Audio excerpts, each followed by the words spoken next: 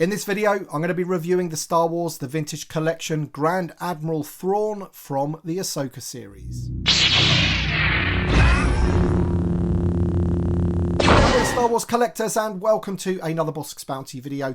And as I mentioned in the intro, in this video I'm going to be reviewing the Star Wars The Vintage Collection Grand Admiral Thrawn from the Ahsoka series. So this is the live action version of Thrawn. We have had Thrawn in the line already, not so long ago in fact, on a Rebels card back. That was kind of like a realistic interpretation of the animated character of Grand Admiral Thrawn, if you like.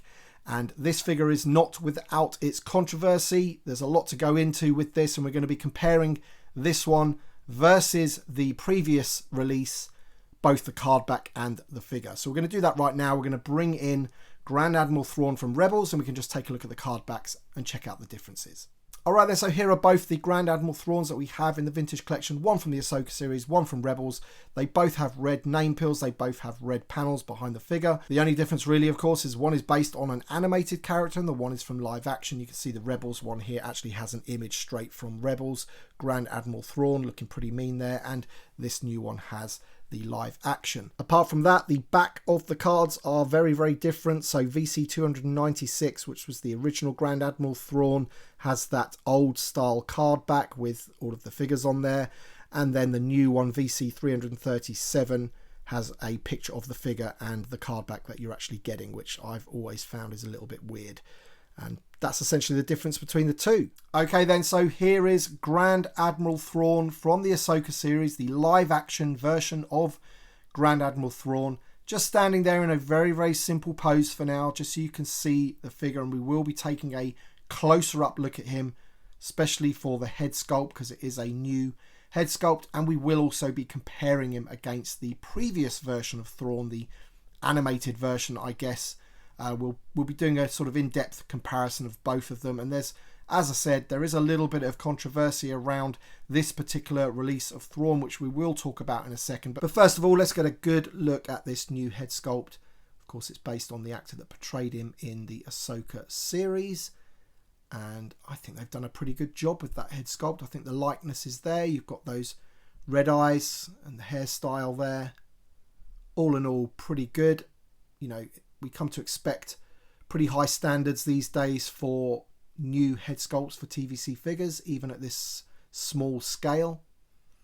And you can see his rank badges and cylinders and his epaulette things on his shoulders there. All very similar to the other figure, if I'm honest. He does have the baggy trousers or pants, if you like. These pleats that come out the side. I did check the source material. I think he does have those in the show. The other figure does not have those. So once again, when we do the comparison, you'll see the difference between the two. But I just wanted to give you a closer up look of the head sculpt specifically. Just see the back of his head there. The details on his hair.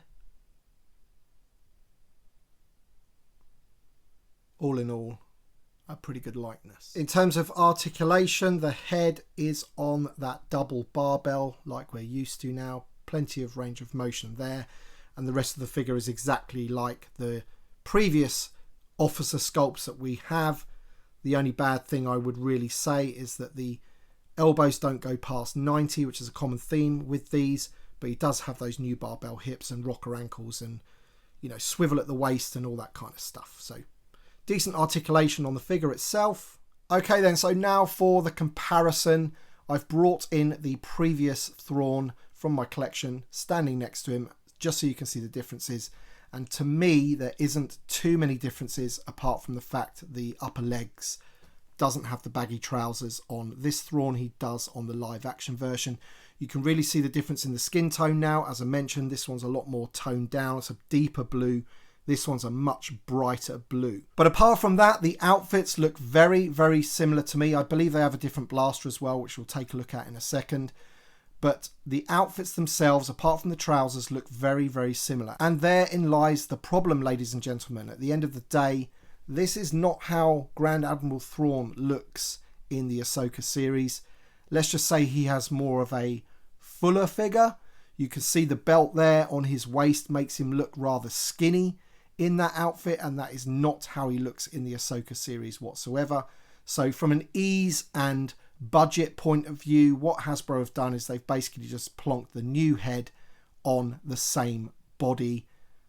We've had those legs before on other officers as well. In terms of the colour of the uniform, these are exactly the same as each other. They've gone for that off-white colour for the white.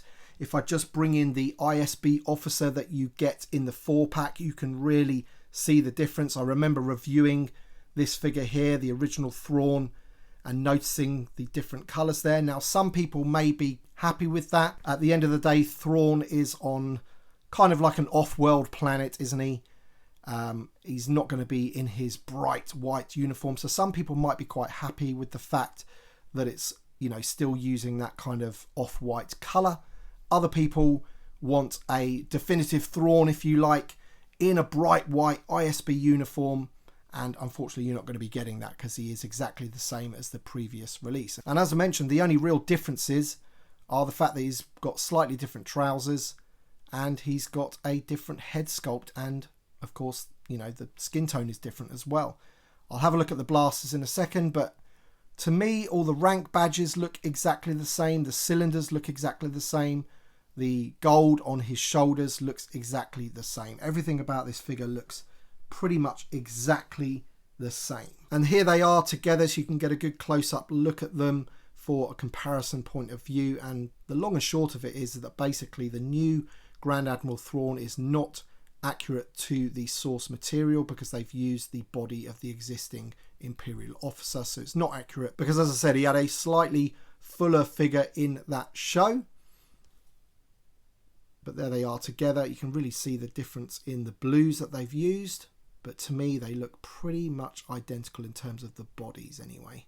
Here's the two blasters. So on the left, you've got the blaster that came with the Rebels version of Grand Admiral Thrawn. And on the right, the black blaster. That's the new one that comes with the version from Ahsoka. The blaster fits in his holster absolutely fine. And it also, as you can see there, fits in his hand really well as well. That's not going anywhere at all. So once again, there's the two Thrawns next to each other. On the left, we've got the Rebels version, and on the right, we have the new version from the Ahsoka series, the live action version.